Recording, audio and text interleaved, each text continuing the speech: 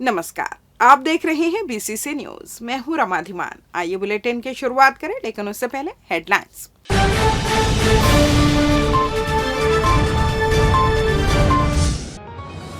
PM कार्यक्रम की तैयारी हुई पूरी, 2 लाख से अधिक लोग जुटेंगे सभा में। बिजली विभाग नहीं कर रहा सुनवाई, हादसे को न्योता दे रहा खंबा। रतनपुर में कछुओं की मौत का मामला, हाईकोर्ट ने दिखाई सख्ती। और समाज भवन के बाउंड्री को तोड़ने का मामला, आपने की सीएमओ पर कार्रवाई की मांग। हेडलाइंस के बाद खबरें विस्तार से। प्रधानमंत्री नरेंद्र मोदी 30 मार्च को बिलासपुर के मोहभट्टा में विशाल आम सभा को संबोधित करेंगे। इस अवसर पर वे विभिन्न विकास परियोजनाओं का लोकार्पण, शिलान्यास और भूमि पूजन करेंगे। प्रधानमंत्री प्रदेश को 36,700 करोड़ रुपए की सौगात देंगे, जिससे राज्य के बुनियादी ढांचे और विकास को बढ़ावा मिलेगा। कार्यक्रम की तैयारियों को लेकर अंतिम चरण का जायजा लेने के लिए डिप्टी सीएम अरुण साव ने कार्यक्रम स्थल पर प्रेस वार्ता आयोजित की। उन्होंने मीडिया को जानकारी देते हुए बताया कि सभी व्यवस्थाएं पूरी कर ली गई हैं और सुरक्षा के व्यापक इंतजाम किए गए हैं। प्रधानमंत्री की इस यात्रा के दौरान कई महत्वपूर्ण योजनाओं की घोषणा की जाएगी, जिनमें सड़क, रेलवे, बिजली और सिंचाई परियोजनाएं शामिल है। स्थानीय प्रशासन और पार्टी कार्यकर्ताओं द्वारा स्वागत की विशेष तैयारियां की जा रही है। प्रदेशवासियों में इस कार्यक्रम को लेकर खासा उत्साह देखा जा रहा है और बड़ी संख्या में लोगों को शामिल होने की संभावना है।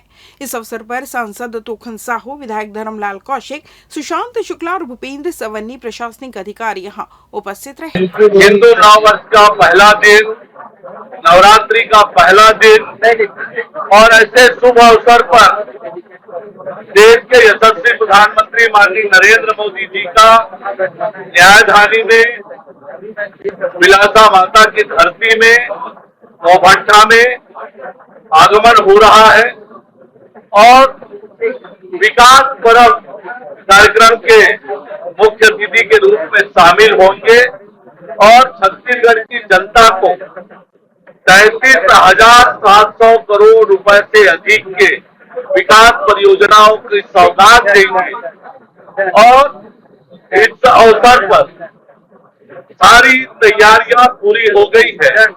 2 लाख से अधिक लोगों के आने की संभावना है। प्रदेश भर में प्रधानमंत्री माननीय नरेंद्र मोदी जी के कार्यक्रम को लेकर भारी उत्साह है और जो समाचार मिल रहा है 2 लाख से अधिक लोगों के आने की संभावना है, उसको देखते हुए प्रशासन ने सारी तैयारियां की है। आने वाले वाहनों के लिए 9 अलग-अलग पार्किंग की व्यवस्था की है। पर्याप्त मात्रा में पीने की पानी, अन्य सारी व्यवस्थाएं प्रशासन द्वारा कर ली गई है। तो निश्चित रूप से ये विकास पर्व, प्रधानमंत्री माननीय नरेंद्र मोदी जी का कार्यक्रम ऐतिहासिक और यादगार होने वाला है। छत्तीसगढ़ हाईकोर्ट ने चिकित्सा शिक्षा विभाग के सचिव आईएएस अमित कटारिया, चिकित्सा शिक्षा कमिश्नर किरण कौशल और DKS super speciality hospital Raipur के इंचार्ज डॉक्टर शिप्रा शर्मा को अवमानना नोटिस जारी किया है। रायपुर के पूर्व महापौर एजाज ढेबर के भाई अनवर ढेबर का इलाज करने वाले डॉक्टर प्रवेश शुक्ला ने अवमानना याचिका दायर की है। बता दें कि ढेबर को जिला अस्पताल से एम्स रेफर करने के मामले में डॉक्टर शुक्ला को छत्तीसगढ़ शासन ने सेवा से बर्खास्त कर दिया था, लेकिन उनके द्वारा हाईकोर्ट में लगाई याचिका की सुनवाई करते हुए कोर्ट ने शासन के आदेश को निरस्त कर दिया था। डॉक्टर शुक्ला की सेवा समाप्त करने का आदेश हाईकोर्ट से निरस्त होने के 3 महीने बाद भी जब उन्हें न तो सैलरी मिली और न ही ज्वाइनिंग, तो उन्होंने कोर्ट में अवमानना का केस लगाया। हाईकोर्ट के जस्टिस अरविंद वर्मा ने सुनवाई के बाद तीनों अधिकारियों को अवमानना नोटिस जारी कर पूछा है कि क्यों न उनके विरुद्ध अवमानना का प्रकरण चलाया जाए। दरअसल शराब घोटाले के आरोपी अनवर ढेबर को इलाज कराने के लिए रायपुर सेंट्रल जेल से जिला अस्पताल लाया गया था। जिला अस्पताल में लोअर एंडोस्कोपी मशीन के खराब होने के कारण डॉक्टर प्रवेश शुक्ला ने उसे एम्स रिफर कर दिया, जिस पर सेवा में कमी और अनुशासनहीनता का आरोप लगाते हुए राज्य शासन ने उनकी सेवा समाप्त कर दी। इस मामले में गोल बाजार थाने में उनके खिलाफ FIR भी दर्ज कराई गई थी। छत्तीसगढ़ प्रदेश बॉडी बिल्डर्स एसोसिएशन, बिलासपुर जिला बॉडी बिल्डर्स एसोसिएशन, दक्षिण पूर्व मध्य रेलवे खेल संघ और नॉर्थ ईस्ट इंस्टीट्यूट के संयुक्त तत्वाधान में 15वीं पुरुष जूनियर मास्टर एवं दिव्यांग नेशनल बॉडी बिल्डिंग चैंपियनशिप 2025 का आयोजन किया जा रहा है। यह प्रतियोगिता 29 और 30 मार्च को रेल क्लब न्यू ऑडिटोरियम तितली चौक बिलासपुर में आयोजित होगी। इंडियन बॉडी बिल्डर्स फेडरेशन के अध्यक्ष स्वामी रमेश और महासचिव चेतन पठारे ने प्रेस वार्ता में बताया कि बॉडी बिल्डर्स को अंतर्राष्ट्रीय प्रतिस्पर्धाओं के लिए उच्च स्तरीय सुविधाएं और प्रशिक्षण दिया जाता है। प्रशिक्षकों द्वारा नियमों के अनुसार प्रशिक्षण प्रदान किया जाता है और संतुलित खान पान का विशेष ध्यान रखा जाता है। फेडरेशन के महासचिव चेतन पठारे ने बताया कि इस क्षेत्र में नए बॉडी बिल्डर्स का भविष्य उज्जवल है। वे शासकीय सेवाओं के अलावा निजी उद्यम, फिल्म, फैशन और लाइफस्टाइल इंडस्ट्री में करियर बना सकते हैं। उन्होंने कहा कि क्रिकेट, हॉकी, फुटबॉल की तरह बॉडी बिल्डिंग में भी युवा अंतर्राष्ट्रीय स्तर पर पहचान बना सकते हैं। प्रोटीन सप्लीमेंट्स के सवाल पर उन्होंने स्पष्ट किया कि इनका अत्यधिक सेवन बॉडी बिल्डिंग के लिए हानिकारक है, इसलिए इसे नियंत्रित करना आवश्यक है। प्रतियोगियों को फेडरेशन द्वारा निर्धारित संतुलित आहार का पालन करने की सलाह दी जाती है। संरक्षक रविंद्र सिंह ठाकुर ने आयोजन से जुड़ी विस्तृत जानकारी दी और कहा कि दिव्यांग बॉडी बिल्डर्स भी इस क्षेत्र में उत्कृष्ट प्रदर्शन कर देश का नाम रोशन कर रहे हैं। मैं रविंद्र सिंह, जिला बॉडी एसोसिएशन के संरक्षक हूँ। बिलासपुर में बड़े हर्ष के विषय है कि आज राष्ट्रीय स्तर का बॉडी बिल्डिंग प्रतियोगिता का आयोजन रेलवे में नए ऑडिटोरियम में किया जा रहा है। इसमें राष्ट्रीय अंतर्राष्ट्रीय स्तर के खिलाड़ी यहाँ भाग लेंगे, जिसमें विकलांग खिलाड़ियों को भी सहभागिता रहेगी। करीब 400 खिलाड़ी यहाँ आ रहे हैं भाग लेने के लिए। हमारे बिलासपुर के लिए गौरव का विषय है कि इतने प्रसिद्ध खिलाड़ी हमारे बीच में उपस्थित रहेंगे। यहाँ बिलासपुर संभाग के लिए और प्रदेश के लिए एक अच्छा संदेश जाएगा, खिलाड़ियों को उत्साहवर्धन होगा। ऐसे खेल का प्रतियोगिता लगातार हमारे प्रदेश और देश में होते रहना चाहिए। मैं यहाँ राष्ट्रीय जो बॉडी बिल्डिंग एसोसिएशन है, प्रदेश के हैं, जिला के हैं, NI है, अपने रेलवे के हैं, ICCL है, इन सभी संस्थान के सहयोग से ये कार्यक्रम हो रहा है। सबसे पहले तो इंडियन बॉडी बिल्डर्स फेडरेशन की ओर से आप सबका स्वागत और छत्तीसगढ़ प्रदेश बॉडी बिल्डिंग एसोसिएशन की ओर से और बिलासपुर बॉडी बिल्डिंग एसोसिएशन की ओर से और उनके साथ में NEI बिलासपुर और रेलवे स्पोर्ट्स एसोसिएशन BSP, इनके मार्गदर्शन के अनुसार ये कंपटीशन जो जूनियर हमारी मास्टर्स और दिव्यांग कंपटीशन का आयोजन 29 और 30 मार्च 2025 को आयोजन किया गया है। इसमें हमारे देश से कम 370 खिलाड़ी और 200 ऑफिशियल यहाँ पे कल पहुँचेंगे। कल इनका रजिस्ट्रेशन होगा और परसों कंपटीशन रेलवे के हमारे क्लब में ऑडिटोरियम में, वहाँ पे न्यू जो रेलवे ऑडिटोरियम है वहाँ पे सुबह 10 बजे से शुरू होगी। बिजली विभाग इन दिनों बिजली वसूली के कार्य में इतना मशहूर है कि आम जनमानस की समस्याओं से उनका कोई सरोकार नहीं रह गया है, जिसका जीता जागता उदाहरण वार्ड नंबर 23 कुम्हारपारा विगत कई महीनों से देखा जा रहा है, जहां क्षतिग्रस्त विद्युत पोल यमराज की तरह वार्ड में खड़ा हुआ है, जिसके चपेट में आने से कभी भी जनहानि जैसी दुर्घटना घट सकती है। आपको बता दें, ward number 23 Kumharpara progressive convent school के सामने विद्युत पोल के क्षतिग्रस्त होने के कारण बिजली की लाइन नीचे झूल गई है। यही नहीं, वहां मौजूद ट्रांसफार्मर बॉक्स को भी खोलकर छोड़ दिया गया है, जिसमें 24 घंटे बिजली सप्लाई शुरू है। रोड के समीप स्थापित इस बॉक्स के पास स्कूल है, जिसके कारण छोटे बच्चे वहां खेलते रहते हैं। इस दौरान कभी भी वह ट्रांसफार्मर बॉक्स के चपेट में आ सकते हैं। ऐसा नहीं है कि इसकी जानकारी बिजली विभाग को नहीं है। आपको बता दें कि क्षेत्र के समाज सेवी जितेंद्र अंचल ने उक्त मामले की लिखित शिकायत विभाग को जनवरी महीने में दी थी, जिसके 2 महीने बीत जाने के बाद भी विभाग के जिम्मेदार अफसरों ने इस मामले में कोई सुध नहीं ली, जिसके कारण वार्ड की जनता डर के साए में जीने मजबूर है। नंबर 23 कुम्हारपारा प्रवेशी कॉन्वेंट स्कूल के सामने जो बिजली से एल्युमिनियम की तार है वो अचानक से नीचे आ गई, जिसके कारण कभी भी जो छोटे बच्चे हैं उनके साथ दुर्घटना हो सकती है। और दूसरी समस्या ये है कि वहाँ पर एक बिजली का जो ट्रांसफार्मर है उसके नीचे बॉक्स नहीं लगी, खुली हुई, जिससे कभी भी छोटे बच्चे जो साइकिल चलाते रहते हैं वो गिर सकते हैं। और कभी भी बहुत बड़ी घटना घट सकती है, जिसके जिम्मेदार ये शासन प्रशासन के जो भ्रष्ट अधिकारी हैं वो होंगे। इसको लेकर आप शिकायत भी की? क्या मैंने की गई है अब तक? इसके पहले 2 महीने पूर्व मैंने लिखित शिकायत बिजली विभाग में किया, जिसका मैं पावती भी रखा हूँ। और अभी फिर से इस लेटर लेके अभी मैंने बिजली विभाग में दिया, और वहाँ के अधिकारी बोल रहे हैं कि हमारे पास स्टाफ नहीं है, कर्मचारी नहीं है, ऐसे करके टाल मटोल किया जा रहा है। जबकि मैं बीजेपी मंडल अध्यक्ष हूँ और मानव सेवा में काम करता हूँ पिछले 20 सालों से। नाम? जितेंद्र अंचल, मंडल अध्यक्ष, अनुसूचित जाति मोर्चा, बिलासपुर, छत्तीसगढ़। लेते हैं छोटा सा ब्रेक। पिछले 17 वर्षों से रियल एस्टेट के क्षेत्र में दे रहे हैं अपनी सेवाएं और लगातार शहर की जनता को एक नई लिविंग लाइफस्टाइल। अपने कार्यों एवं सेवाओं के माध्यम से लाखों लोगों की उम्मीदों को दिया है आकार। इसलिए जिले में ही नहीं पूरे प्रदेश में इनकी पहचान है बरकरार। आपके सपनों के घर को हकीकत में बदल कर है दिखाना, इसलिए आपके लिए लेकर आए हैं भाटी आशिया।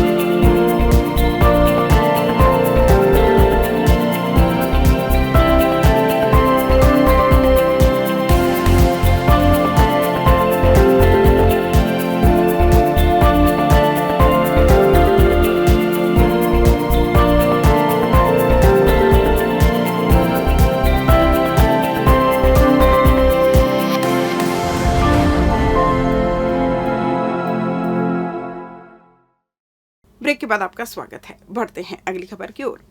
बिलासपुर जिले के रतनपुर स्थित महामाया मंदिर कुंड में 30 कछुओं की मौत पर हाईकोर्ट ने सख्ती दिखाई है, जिसके बाद वन विभाग का मामला जांच में जुट गया। जानकारी के मुताबिक महामाया मंदिर ट्रस्ट ने कुंड की सफाई कराई और जाल डालकर मछलियों को निकलवाया है।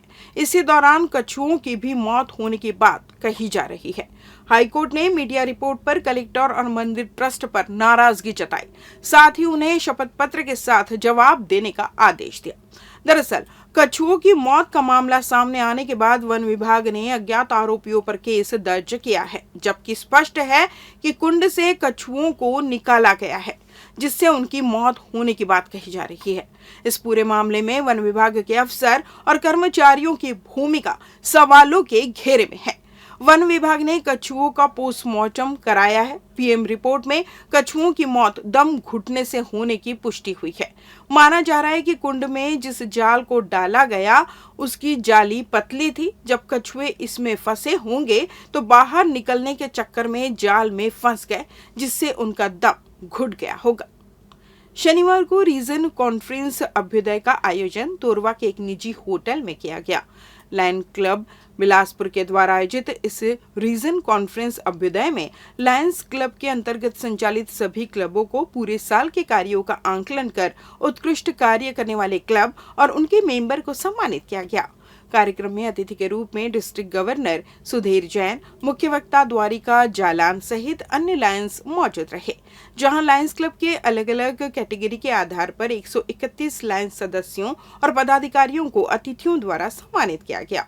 इस दौरान विगत वर्षों की भांति ही इस वर्ष भी लायन मंजीत सिंह अरोरा को लायन ऑफ द ईयर से सम्मानित किया गया।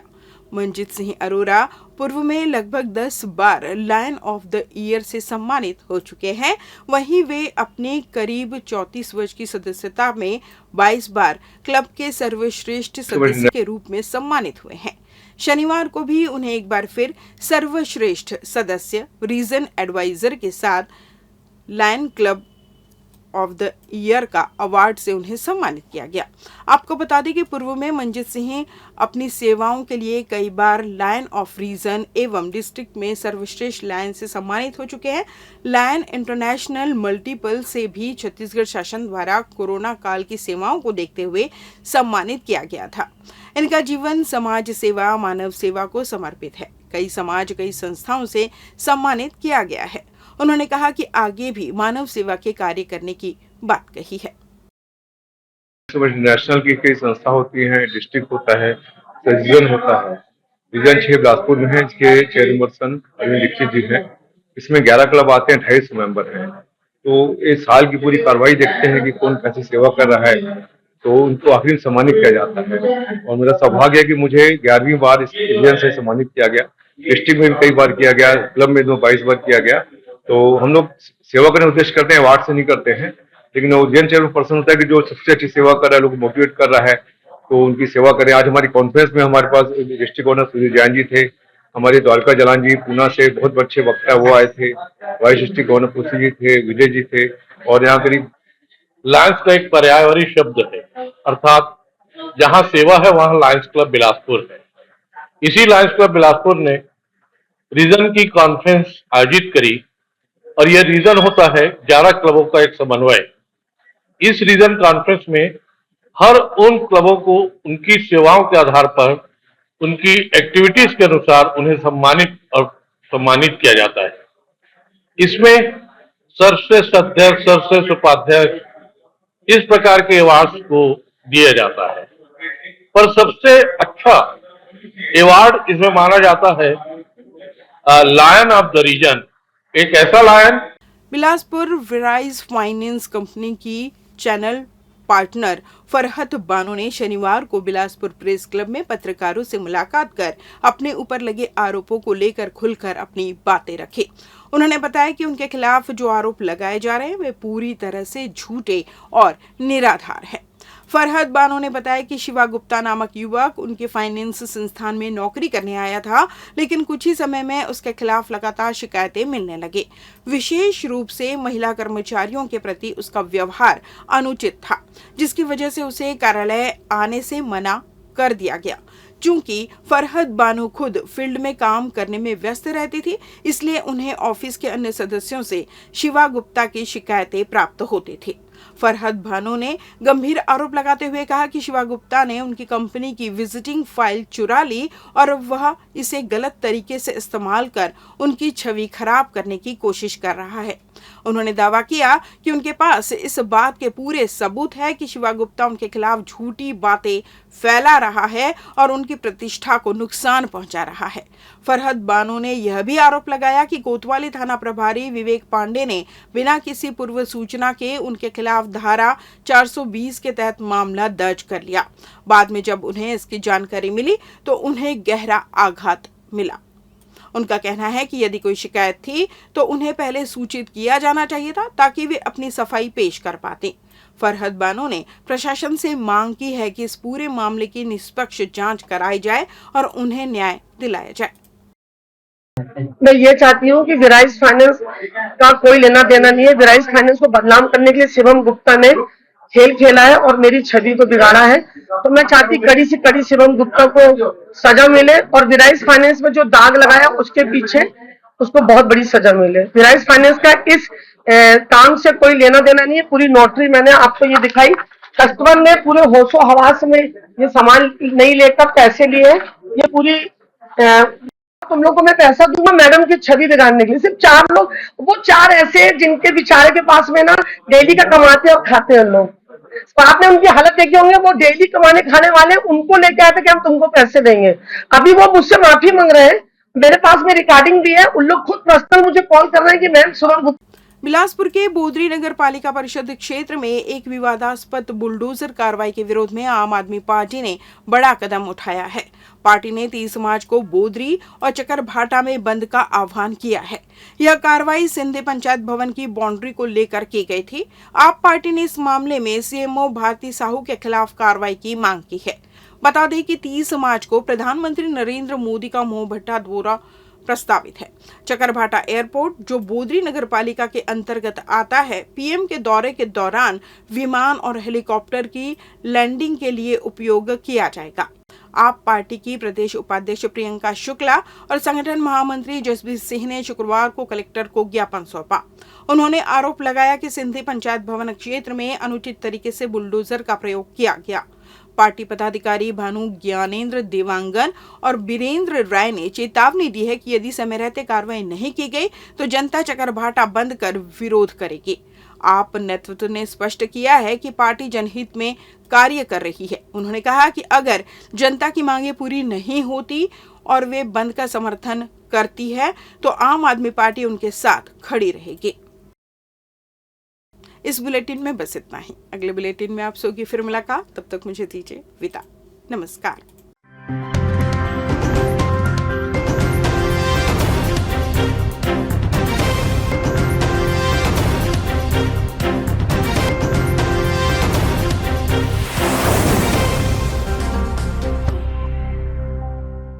पिछले 17 वर्षों से रियल एस्टेट के क्षेत्र में दे रहे हैं अपनी सेवाएं और लगातार शहर की जनता को एक नई लिविंग लाइफस्टाइल। अपने कार्यों एवं सेवाओं के माध्यम से लाखों लोगों की उम्मीदों को दिया है आकार। इसलिए जिले में ही नहीं पूरे प्रदेश में इनकी पहचान है बरकरार। आपके सपनों के घर को हकीकत में बदल कर है दिखाना, इसलिए आपके लिए लेकर आए हैं भाटी आशिया।